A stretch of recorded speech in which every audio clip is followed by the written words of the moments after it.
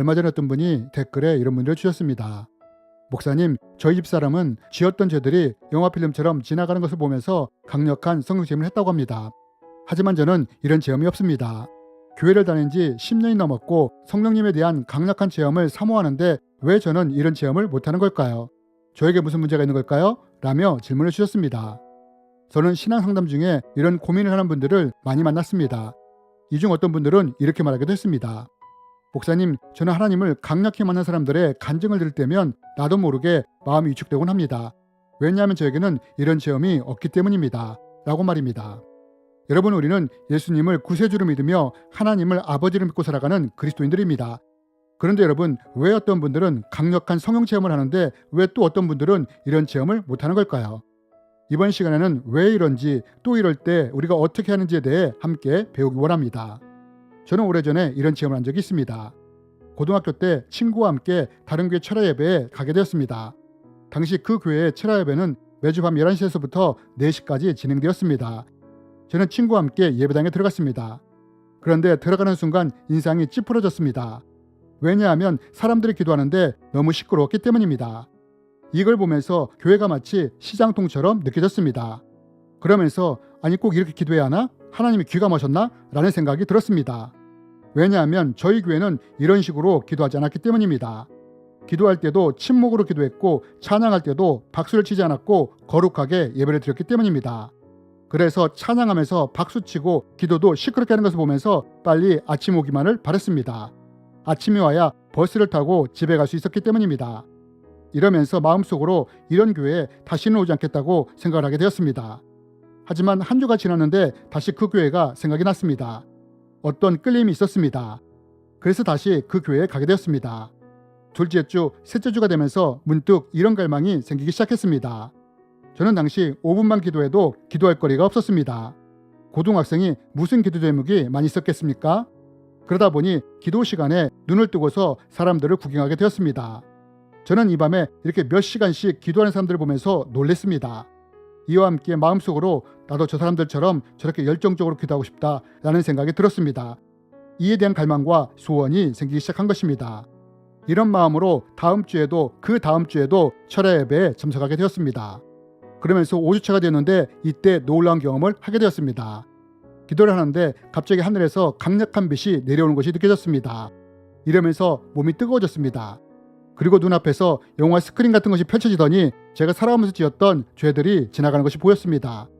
저는 이것을 보면서 울며 회개하기 시작했습니다. 이와 함께 입이 꼬이면서 이상한 말이 나오기 시작했습니다. 저는 나중에야 이것이 방언이라는 것을 알게 되었습니다. 저는 이때 강력하게 성령으로 거듭나는 체험을 하게 되었습니다. 아마 이 영상을 보시는 분들 중에도 저와 비슷한 경험하신 분들이 꽤 많이 계실 것입니다. 그러나 반대로 이런 강력한 체험을 해보지 못한 분들도 꽤 많으실 것입니다. 그렇다면 여러분, 왜 어떤 사람들은 강력하게 성령 체험을 하는데 어떤 사람들은 이런 체험을 못하는 걸까요? 이제부터 그 이유에 대해 설명드리기 원합니다. 그 첫 번째 이유는 교단이나 교회의 신학적이고 목회적인 차이가 성령 임재의 다른 차이를 만들 수 있기 때문입니다. 여러분, 제가 처음 신앙생활을 했던 교회는 말씀과 거룩함을 강조하는 교회였습니다. 반면 제가 방문했던 교회는 성령님에 대해 강조하는 교회였습니다. 이렇게 성령님을 강조하는 교회에서 강력한 성령 임재의 체험을 한 것입니다. 그럼 여러분, 제가 이 교회를 가지 않았다면 어떻게 되었을까요? 물론 저는 본 교회에서도 성령 체험을 했을 것입니다. 그러나 제가 본 교회에서 성령 체험을 했다면 아마도 바람처럼 임하시는 성령님을 체험했을 것입니다. 여러분, 이렇듯 교단이나 교회의 신학적이고 목회적인 차이가 성령 임재의 차이를 만들 수 있다는 것입니다. 그러면 성령님을 강력하게 체험하는 교회가 더 좋은 교회냐? 그렇지 않다는 것입니다.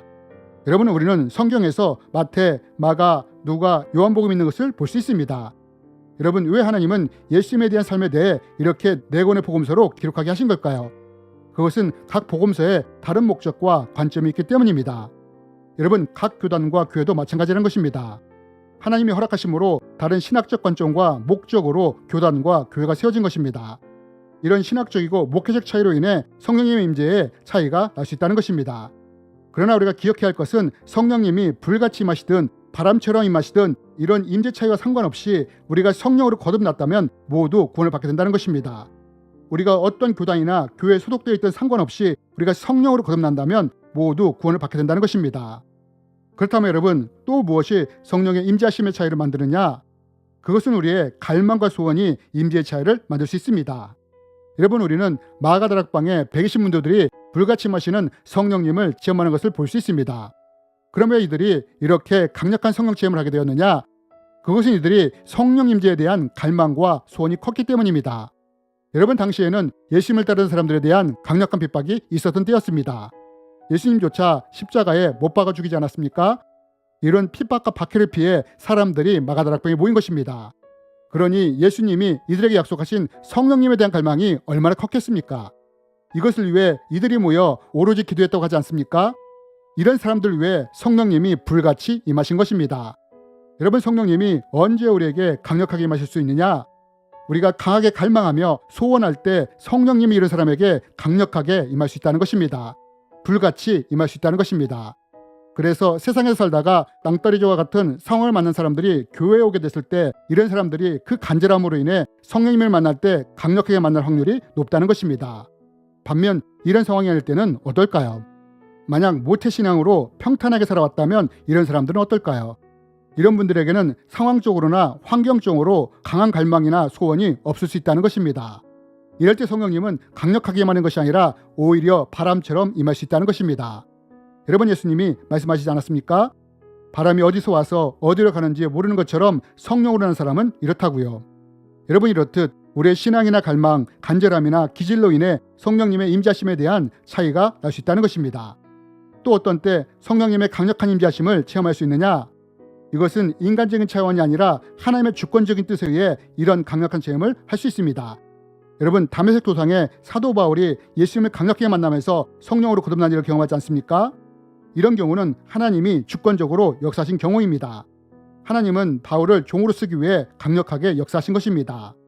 여러분, 이러한 것들이 성령님 임재하실 때 체험의 차이를 만들 수 있다는 것입니다. 교단이나 교회의 차이, 개인의 신앙적, 기질적, 갈망의 차이, 하나님의 주권적 역사에 의해 성령 임재의 차이가 나타날 수 있다는 것입니다. 그러나 분명히 기억해야 할 것은 어떤 사람이 불처럼 임하시는 성령을 체험했든 아니면 바람처럼 임하시는 성령님을 체험했든 상관없이 성령으로 거듭났다면 결국 우리가 구원받는 것은 동일하다는 것입니다. 저는 멕시코에서 선교를 하다 보니 대서양과 태평양을 다 볼 기회가 있었습니다. 태평양은 바람도 강했고 파도도 강했습니다. 반면 대서양은 태평양에 비해 잔잔했습니다. 그러나 맛을 보면 태평양물이나 대서양물이나 똑같이 짜다는 것입니다. 여러분, 성령님의 임재도 이와 같다는 것입니다. 어떤 사람에게는 성령님이 불같이 강하게 임하실 수도 있습니다.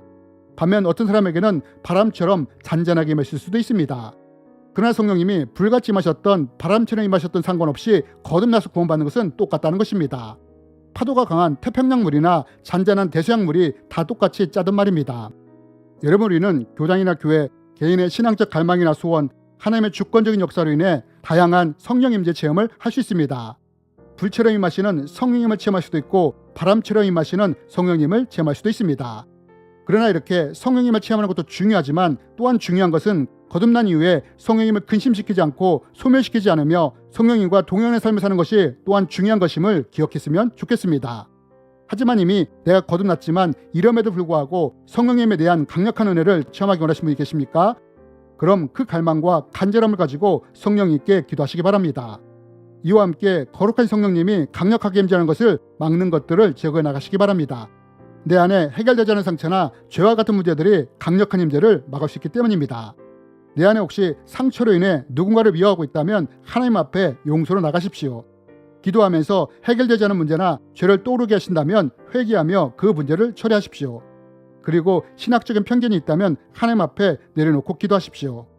이렇게 성령님의 강력한 임재를 갈망하며 기대하며 사모하며 기도하며 나갈 때 성령이 부어주시는 불같은 은혜를 체험하게 될 것입니다. 주님의 이름으로 여러분을 축복합니다.